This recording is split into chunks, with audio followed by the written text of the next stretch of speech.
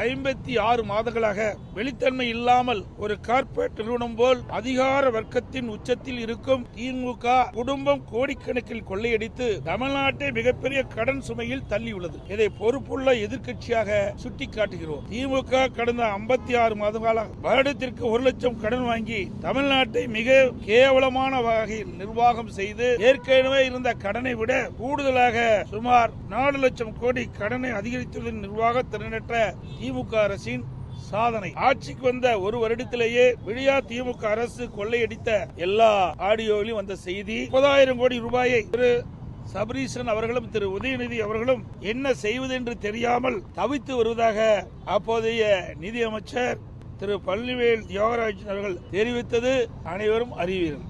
ஒரு ஆண்டுக்கே இவ்வளவு என்றால் இந்த 4.5 ஆண்டுகளில் எவ்வளவு கொள்ளையடித்திருப்பார்கள் என்று கணக்கிட்டு பாருங்கள். ஊழல் செய்வதை தவிர இவர்கள் தமிழக மக்களுக்கு எந்த நன்மையும் செய்யவில்லை.